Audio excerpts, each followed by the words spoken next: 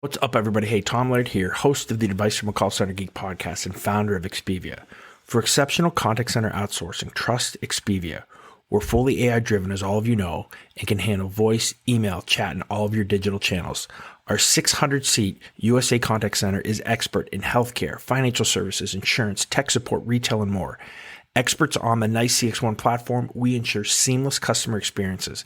DM me or visit expediausa.com for more. This is Advice from a Call Center Geek, a weekly podcast with a focus on all things call center. We'll cover it all from call center operations, hiring, culture, technology, and education. We're here to give you actionable items to improve the quality of yours and your customers' experience. This is an evolving industry with creative minds and ambitious people like this guy. Not only is his passion call center operations, but he's our host. He's the CEO of Expedia Interaction Marketing Group and the call center geek himself, Tom Laird.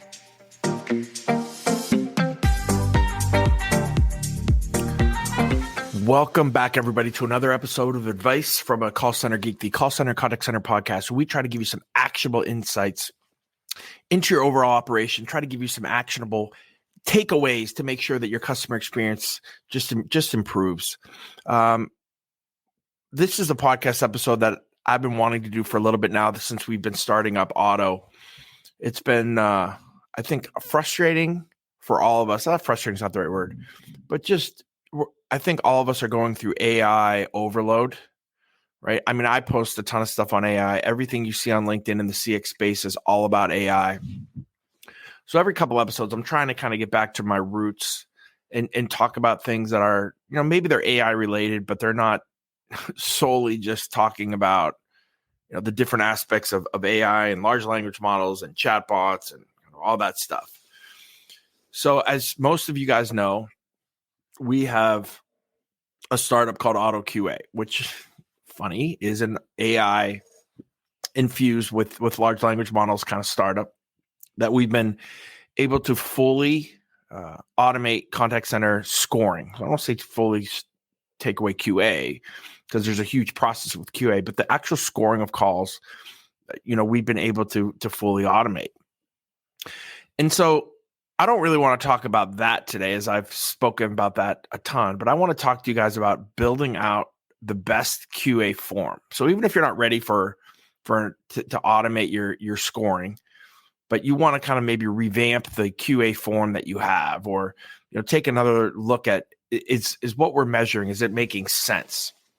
And my team and I, we've just seen so many different, I've seen so many QA forms, over the years from different clients for our BPO here at Expedia. But, over the last, 3 months, we've seen a ton of different forms from a ton of different companies, some really good, some that don't have any, that we've had to start from scratch. So I wanted to talk you through kind of the process that I think we've been utilizing to develop kind of the best form for most organizations. Now, QA forms are very kind of proprietary to each individual customer segment, what channel you're in, right? There's a lot of different things when it comes to voice, email, chats, help desk tickets, right? QAing all that compared to, maybe just the voice call. So I think really this is for focusing on voice, focusing more on chat, right? These are the kind of the two probably main core channels that we've seen. I mean, I think that's pretty obvious. But what does it take? What do you need to do? What are the sections that you have? What should be the actual questions that you should ask? And I think that there's a lot that goes into this. And again, from looking at hundreds and hundreds of QA forms through the years, and literally probably another 100 in the last month or two, this is kind of what the team and I, if we have to develop a new QA form for a customer, this is kind of what we would recommend. So if you're kind of looking again to revamp your QA form, I think this will be a cool episode for you. Again, I'm live on X, Twitter. I'm live on LinkedIn. If you guys have any questions as we're going through, this is kind of breakfast with Tom, as I'm recording this at like 8:45 or 8:55 here in the morning on the East Coast. Just had some time, so I thought this would be good to kind of talk through. All right, so let's kind of get into this. So the first thing is what is the goal of what you want the end outcome to be? And this doesn't have to be a singular goal. And to be honest, it probably shouldn't be. right? But what do you want to focus on? Do you want to focus on your agent performance? Do you want to focus on compliance issues? You want to get insights from your calls? These are all things that, have kind of opened up our mind a lot to what you can get from a QA form that maybe we don't think about. And I think compliance and agent performance kind of go hand in hand. But the one thing that I've really found to be powerful with, using auto, and still you could use this with your kind of human scoring team, is why are we not asking insights, even if it's with a human on the form, to start to kind of collect data, right? And I get some of us have these high-end analytics tools that supposedly are doing that for us, but still, wouldn't it be cool if even if you're doing, let's say you have a QA agent that's doing, say, I don't know, let's just say 50 forms a week, right? And so again, that's 200. And let's say you have a staff of 3, right? That's 600 pieces of data segments that you could be getting insights and asking questions about what's happening on calls as well. So you can almost use your humans, right, as an analytic tool. And once you get to a certain amount, it becomes statistically valid, right, depending on the time period and how many of these you're going to do. So I want to talk more about that later on, but I think that that's something that's really opened my mind and changed about what a QA form can be and what it should be. And even if it's just a small, kind of throwaway section that you have at the end, I think can add a ton of value, and we never really think about it. But as we go to actually looking at agent behaviors, here's kind of the core sections.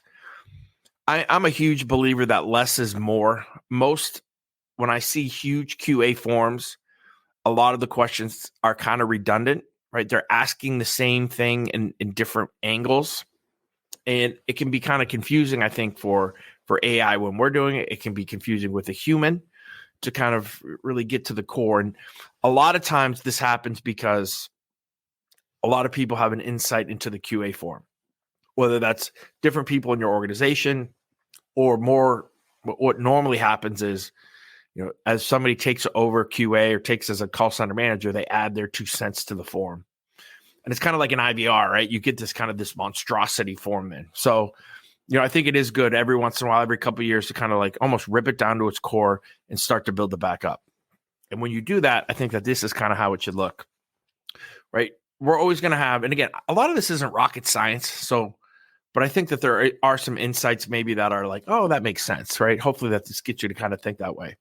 So number one is kind of the opening and the verification, right? So normally that's 2 to 3 questions. And I think your opening should be basically, was the agent ready for the call, right? The customer's not saying, hello, hi, hello, right? We're not doing that. Was their tone where you need it to be? It's not like, thank you for calling XYZ. How can I help you? My name's Tom, right? Obviously we want their tone to be I'm not saying we got to be, gung ho every single call, but it's got to be like, this customer does sound important to us. I think that those are really important, right? So your tone right at the beginning, making sure that they're ready for the call, and then any type of verification that you need for that customer, right? Whether that is you have to verify their name, a member ID, a date of birth, those kind of things. If you have to read back, if you want the information read back to the customer, all of that stuff will kind of play into 2 or 3 questions.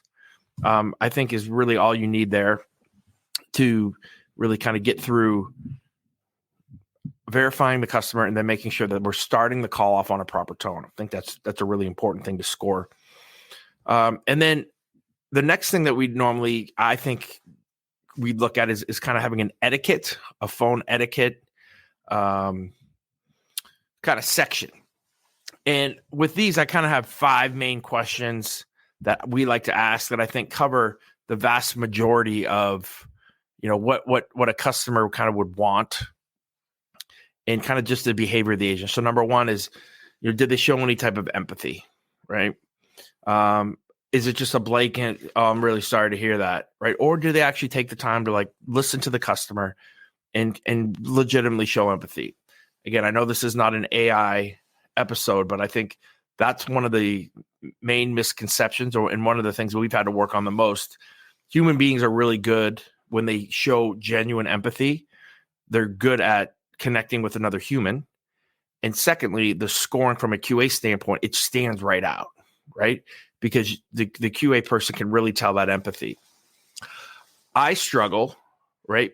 On a lot of your QA forms, we're scoring what the agent said, not how they said it.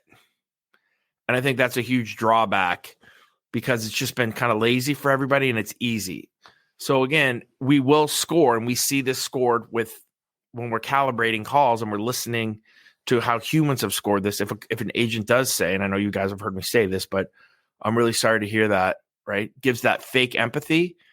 They're just checking the box. And normally on a lot of QA forms, that's fine.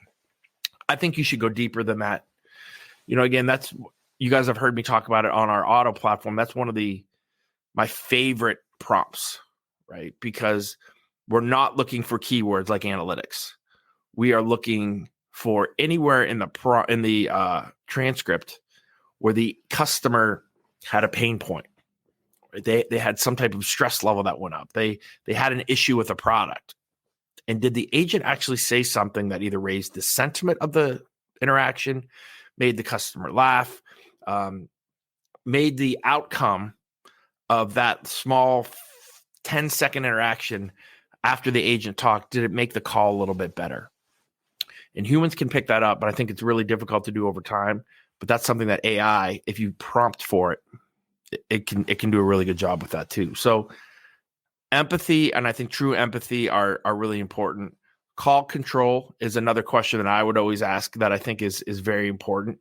The best contact center agents are taking you down a journey, right? Where the customer may always has the opportunity to kind of go right or left, right? But that agent knows where that customer needs to be at the end and can control that. And I think that that's a really important piece. So are they showing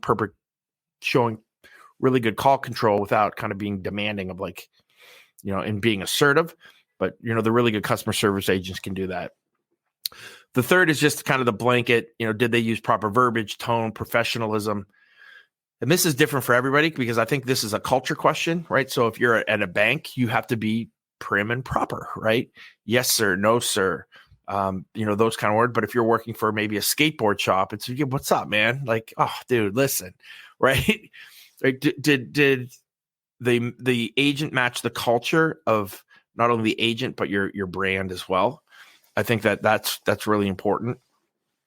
The fourth question is, did they actively listen? I think that this is really important for contact center agents, and it can be really hard, especially when you're taking call after call after call after call. And maybe it's the same exact issue that you've heard like 13 times in a row. But that customer doesn't know that. So, that's a really important question, I think, to ask. Are they actively listening? Are they kind of not talking over the customer because they're kind of getting bored? Are they just jumping to conclusions, right? Did the customer say something earlier and the agent just totally forgot about it, right? And that's so annoying to a customer. So I think that that's a really important question. And then the last thing with etiquette is right, did they follow the proper hold procedures? Did they follow your kind of dead air policies? I have seen for the most part on hold procedures that it's between 1 minute and 2 minutes, right? With halfway through coming back to the customer and kind of giving them hey, I'm sorry, I'm just going to be a couple more minutes. Is that okay? That kind of thing. So it's asking for proper hold if they can put the customer on hold, which I think is still the right thing to do. Making sure that we're not having 5 to 10 minutes, and if we do that, we've talked to the customer a couple times, that's going to ruin the call anyway. But I mean, again, trying to hold it to that minute to 2 minutes and fit 30 seconds through, a minute through, making sure that we're getting back to the customer. And then also just that there's not a lot of dead air. Maybe that's its own question too.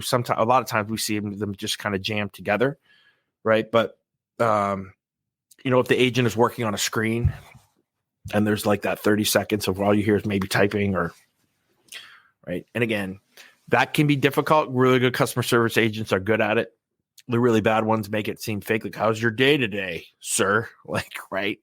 But still, I think that's still better than having total dead air.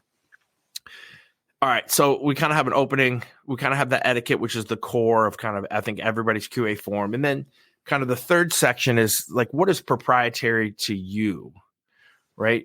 Are these sales calls? Are these retention calls? Are these tech support calls where we got to find maybe a root cause or some type of troubleshooting, or maybe it's an insurance call where we have to follow certain SOPs and make sure that we're giving proper information out, right? So again, for sales calls, and this will be a little bit more general because there's so much you could do here, but I think for the core questions, right, looking for, I'm a huge on the sales aspect. There's two things for me that I think are vitally important. Number one is that we ask proper kind of open-ended probing questions, right? To kind of get to the heart of maybe what this customer wants, right? We're not asking yes or no's. I think that's important. And then, some people love this, some people hate this, but I think for most cross-sell, upsell, customers calling in to sign up for a subscription, having that assumptive language, I think it's proven. I mean, I've seen it in every single program we've ever done. The agents who are using assumptive language in their sales process, right, they have a much higher conversion percentage. So, it's like a customer saying, yeah, so how much is this again? And, well, ma'am, this is it's $14.95 a month. If you'd like to, sign up for a family plan, it's only $56 for the year. So, let's get you signed up here. Do you have any kids, or would you like the family plan? Or, you know what? I did hear that you said that earlier, that you do live alone. So let's sign you up for this $14.95 plan. I have your name as, and you kind of go into it. Right. So, and again, we can argue about that. I think that that's kind of a good thing, from a sales aspect. And the third kind of on that sales is kind of, did they rebuttal, right, using benefits, right? We don't want to ever, and again, this goes into more salesy stuff, but if there's like a 30-day free trial, right, you don't want to rebuttal off of that, right? Rebuttaling off of low commitment, right, normally leads to higher drop-offs, as we go, a couple months in. So the customer is going to come back and be like, dude, like, that's great, you got these sales, but they were on our books for 2 months. So I think, rebuttaling with the benefits, making sure that we're talking positive about the product. And then if there's any retention, right, for a cancel call, right, I think, that kind of plays into that as well. Did they actually try to retain the customer? Did they try to sell it off benefits, blah, blah, blah. So all those things that from a sales aspect that are important to you, I think can go in there. If this is more of a tech support, were you able to show understanding of the issue? Were you able to verbalize the problem? Were you able to give a quick summary back to the customer so that they can say, because a lot of times, and I've learned this in tech support, the customer doesn't really understand what's happening and doesn't have maybe the lingo to read to understand it. So it's up to the customer service agent then to kind of speak through what those issues could be, and then get a kind of a verbalization, I think that's a word, to the customer that, yes, this is what's going on. And then, did they give relevant troubleshoot, like all those kind of things for troubleshooting? And then again, for maybe if you're an insurance company and you have certain, SOPs, right? Are you giving the proper information? Right? I think that's a really important question for anything, but you're looking more at those type of things. Did you transfer when you were supposed to? Did you give the proper information for this situation? Those are kind of the proprietary things to your business that I think need to be part of kind of that third section. And then the fourth is the closing, right? And there can be a couple things in the closing. Number one, a lot of times we see customers they want to make sure that the agent did not transfer inappropriately to another department. So we may have that in the closing. I think offering additional assistance is just a cool, nice thing to do at the end. Is there anything else that I can help you with, instead of just ending the call? I think that, again, for those of you who don't like longer handle times, you might not like that, but I think, overall that's the best way to kind of end the call. And then, having a proper closing, whatever that is for you guys, if it's a branded closing or if it's just, hey, thank you, I like to speak to you again, whatever that is. I think that's important. Your openings and your closings are really important from a branding standpoint to make sure that it's almost like you're going to get the same kind of experience every time. And I think those are pretty important things to make sure that you're scripted to a certain extent with your agents. And then here's the last thing, right? So normally that's kind of where we would end, right? I think that having an analytics section, a small section of maybe 3 or 4 questions, right? Did the customer cancel? Was it too expensive? If you have a retention line, if there is, maybe a marketing wants to get in, like, did they say anything about the product design? Did they say anything about an advertisement we had on Facebook, like whatever? Like asking all these things that we normally ask agents through a disposition, or we just go talk to them about in a focus group. Start to ask those questions, right? The analytics is really good at it. Auto QA is amazing at it. Your human being, people can do that as well when they hear things, right? To just yes or no some certain things that you can start to really correlate questions. I get the question a lot on weighting questions and weighting sections. And I kind of go back and forth on it. I think overall you are fine if you are on a 5-point scale. I don't think you have to make it complicated, right? Everybody wants to make it more complicated than I think it is. 1 out of 1, a 0 or 5. It's a yes or no. It's a binary question. And you can really benchmark, I think, a lot better that way.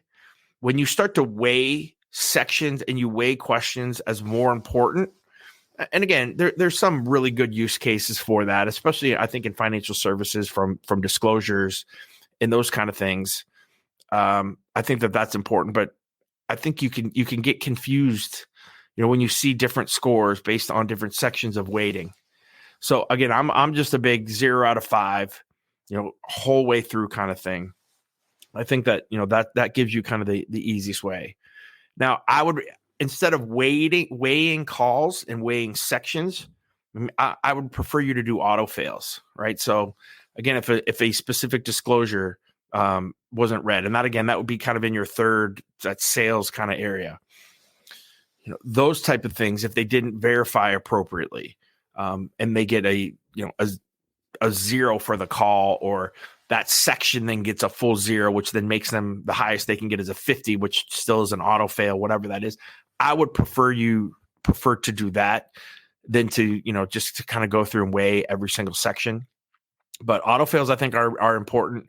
And the other thing that auto fails do is they pop up your QA and your supervisor right away too, that there was something that happened on this call that wasn't good, right? It's not just that they got a 78 on it, but it was a 30, right? And I think, again, more importantly than that, it just kind of raises the eyebrows really fast so that we can go correct issues a little bit quicker. So, yeah, that's kind of my take, guys. Again, I don't know if that's real rocket science. I know I've done this before. There's a couple other podcasts that I have out there that were done a couple years ago on kind of creating forms. And, again, I would love to have everybody use an auto QA or use our auto QA, but you don't have to. Right? There's no reason that you can't set up a form that I just talked about on Excel, on a Google Sheet, or even a Google form, and ask questions as you kind of go through that form. It doesn't have to be crazy. Again, there's better ways, right? Especially in 2024. But if you're a smaller contact center, you're 10 seats, you're 20 seats, maybe you don't have anything set up. You could do this today, right? And kind of set up what you think is important and then start tweaking from there. And it also gives you then a way to train and educate agents, right? Because now you're having them do specific things. When you don't have that, I think it can be very hard, and agents can go off the rails a little bit. Maybe that's good for certain instances, but I think overall, from a call control standpoint, from a call flow standpoint, again, call flow is kind of another question that you could ask that kind of goes with call control. But those are kind of the I guess the core things that we have seen to have a really solid QA form, right, for your agents that is not overbearing, that's not going to frustrate them, that's not going to have your QA team take forever to kind of score. It gets to the point of compliance, it gets to the point of agent performance, and then I think start to think through about kind of how you can get insights from your QA team as well. I think that's a really important piece that we don't really think about. So again, if there's no questions, I know this was early on LinkedIn. It's kind of breakfast with Tom here at 9:15 now. It's a 25-minute episode. So if there's no other questions, guys, I hope that this gives you some value. If there's any of you that have any questions on QA, we'd love to talk to you about a totally free, no cost whatsoever setup for our auto QA platform. We set up your forms. We set up your full QA stack, give you a full proof of concept for absolutely no cost. Check us out at autoqa.com if that's something you're interested in. Also, as you guys know, we have Expedia. We're a 500-600 seat outsourcer here in the States too, that we'd love to talk to some of you guys about as well. But if there's no other questions, thanks guys. I hope this adds some value, and I'll talk to you next week.